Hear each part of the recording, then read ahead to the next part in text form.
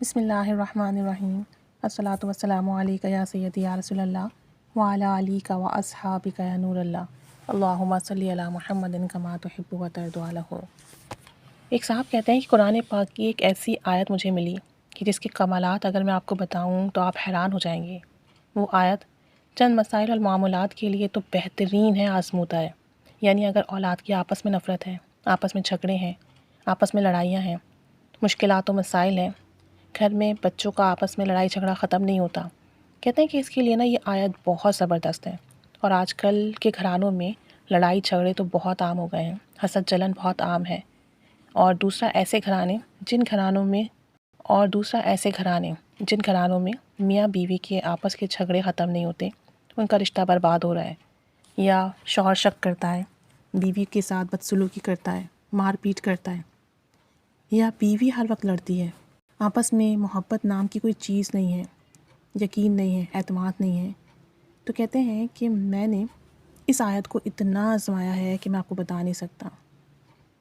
میاں بیوی کو دیکھ کر یا بیوی میاں کو دیکھ کر غصے میں آ جاتا ہے، بعض اوقات نفرت میں اضافہ ہوتا ہے۔ اس کے لیے بہترین آیت ہے، اس کی وضاحت میں آگے بتاتا ہوں۔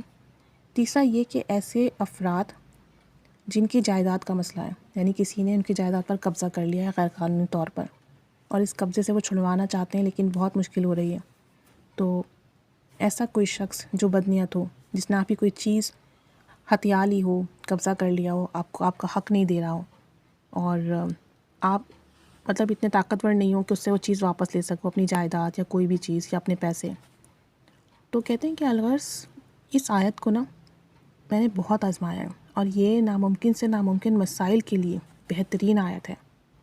اسے آپ اپنے جسمانی دنیاوی مسائل کے لیے پڑھیے اور حیرت انگیز اور باکمال نتائج دیکھیں۔ نہ صرف آپ اسے دنیاوی مسائل کے لیے، دینی مسائل کے لیے بھی پڑھ سکتے ہیں، روحانیت کے لیے بھی پڑھ سکتے ہیں۔ اور وہ آیت کیا ہے؟ جو کہ لوگوں کے دلوں میں 100% گھر کر لیتی ہے، اور انسان کے دل میں نفرت کی جگہ محبت پیدا کر دیتی ہے۔ اور وہ آیت جس کی وجہ سے مخالف آپ کے موافق ہو جاتے ہیں، دشمن دوست بن جاتے ہیں۔ ہر وقت جو شخص نفرتوں میں آ چکا ہوتا ہے وہ محبت اور پیار کے بول بولتا ہے۔ کہتے ہیں کہ میں بہت بے چین اور بیتاب تھا کہ آخر یہ مجھے کون سی آیت بتانے والے ہیں۔ ایک بات میرے ذہن میں پہلے سے تھی کہ جس آیت کے فائدے میں نے پہلے سن رکھے تھے، یقیناً یہ فائدے بھی اسی آیت کے ہی ہوں گے، لیکن دل میں خیال آ رہا تھا کہ شاید اس کے پیش نظر کوئی اور فائدہ بھی ہو جس کی مجھے خبر نہ ہو اور جس کا مجھے علم نہ ہو، اور انہی فائدوں کی وجہ سے شاید کوئی اور نفع مند اور تحفہ مجھے مل جائے قرآن پاک کا۔ کہتے ہیں کہ میں ان کی باتیں سن رہا تھا اور انہوں نے مجھے کہا کہ وہ آیت یہ ہے، وَالَّذِينَ آمَنُوا أَشَدُّ حُبًّا لِلَّهِ وَالَّذِينَ آمَنُوا أَشَدُّ حُبًّا لِلَّهِ۔ کہتے ہیں کہ انہوں نے اس آیت کے بہت فائدے بتائے، کہنے لگے اس آیت کی بہت زیادہ طاقت اور تاثیر اور کمالات ہیں، اور ایک واقعہ انہوں نے سنایا۔ کہنے لگے کہ میں آپ کو ایک واقعہ سناتا ہوں، آپ کے یقین میں اضافہ ہوگا۔ بتاتے ہیں کہ ہمارے پڑوس میں ایک اپاہج عورت بیاہ کر آئی، اور شوہر اس کا بوڑھا تھا اور اپاہج وہ عورت جوان لڑکی تھی۔ وہ بوڑھا شخص جو تھا مالدار تھا، پیسے والا تھا، وہ اس کے والدین کو بہت زیادہ رقم دے کر اور مال دے کر اس لڑکی کو خرید کر لایا تھا۔ لڑکی شکل و صورت کی بہت خوبصورت تھی، لیکن ٹانگوں سے معذور تھی اور پیدائشی اپاہج تھی۔ چند ہفتے تو زندگی صحیح گزری۔ بوڑھا جو تھا وہ بہت چڑچڑا، بد مزاج، تکبر اور حد سے زیادہ غصہ کرنے والا تھا۔ اس کی پہلی بیوی فوت ہو گئی تھی، اور اس کی جوان اولاد، بہو، بیٹے بیٹیاں، پوتے پوتیاں بھی تھے۔ ہمیں علم تھا کہ پہلی بیوی بھی ان کی بد مزاجی کی وجہ سے جلتے کڑتے زندگی سے منہ موڑ چکی ہے۔ کہتے ہیں کہ بوڑھے بد مزاج شوہر کا اپاہج لڑکی پر بہت ظلم تھا۔ اس کے ساتھ وہ کہانی دہرا رہا تھا جو اس نے اپنی پہلی بیوی کے ساتھ دہرائی۔ بعض اوقات وہ اسے بہت برے طریقے سے مارتا کہ اس کی چیخیں آس پڑوس کے لوگ سنتے، اس کی بیوی کی چیخیں۔ وہ بیچاری نہ دوڑ سکتی تھی، نہ بھاگ سکتی تھی۔ اس کا شوہر اسے بہت برے طریقے سے مارتا اور وہ بیچاری پٹتی رہتی۔ کہتے ہیں کہ ہم حیران تھے کہ اللہ تعالیٰ اس بد مزاج، اس ظالم انسان سے اس عورت کی حفاظت فرمائے اور اس کی مدد کیوں نہیں کر رہا، اور اس ظالم انسان کو اتنی ڈھیل کیوں دے رہا ہے۔ کہتے ہیں کہ ایک دن میری ممانی جو بہت بوڑھی تھیں، ان کے میاں ایک زبردست عامل اور کامل تھے، ہمارے گھر آئی ہوئی تھی۔ بوڑھا اپاہج بیوی کو بے دردی سے جوتے سے مار رہا تھا، اس کی چیخیں، دردناک آوازیں سب سن رہے تھے، اور کہتی ہیں کہ میری جو ممانی تھی وہ بہت بے چین ہو رہی تھی کہ میں کس طریقے سے اس کی مدد کروں، لیکن مدد نہیں کر پا رہی تھیں۔ بہرحال ہم بہت بے بس ہو گئے تھے اس وقت اس لڑکی کی حالت دیکھ کر، اور دعا کر رہے تھے کہ اس بوڑھے آدمی کو تو موت آ جائے یا پھر اس لڑکی کو موت آ جائے تاکہ یہ اپنے ظالم شوہر سے نجات پا سکے۔ تو کہتے ہیں کہ جب بوڑھا بدمزاج شوہر تھوڑا آگے پیچھے ہوا تو میری ممانی نے اس لڑکی کو یہ کہا کہ آپ ایک تسبیح پڑھا کرو، اور انہوں نے اس لڑکی کو یہ الفاظ سکھائے، یہ آیت سکھا دی اور کہا کہ آپ ہر نماز کے بعد اس کی ایک تسبیح کرو، یا پھر اس کو سارا دن کھلا پڑھو، ہزاروں سینکڑوں کی تعداد میں پڑھو۔ تمہارا بدمزاج شوہر، یہ بوڑھا شوہر، انشاءاللہ تعالیٰ تمہارے حق میں نرم ہو جائے گا۔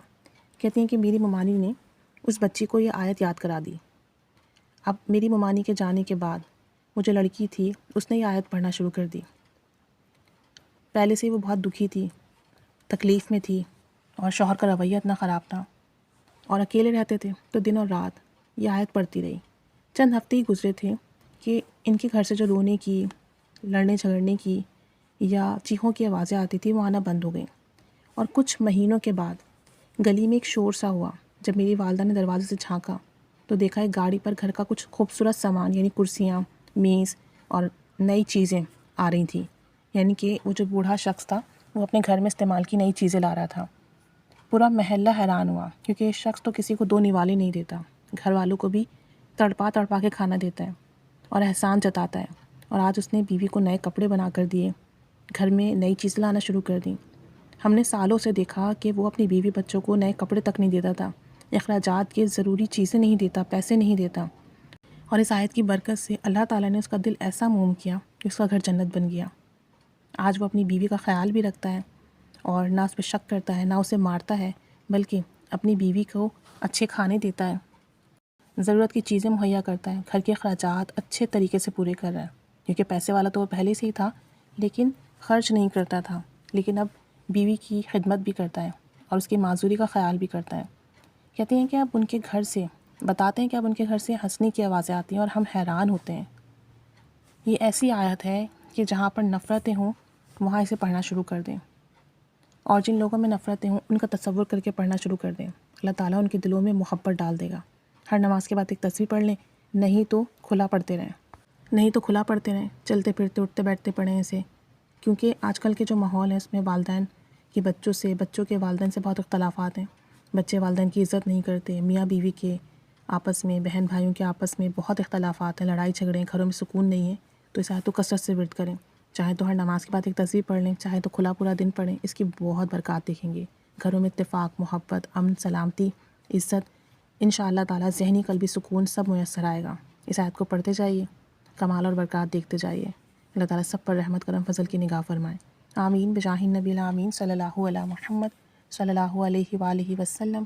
اللہم صلی علی محمد کما تحب و ترضی عنہ۔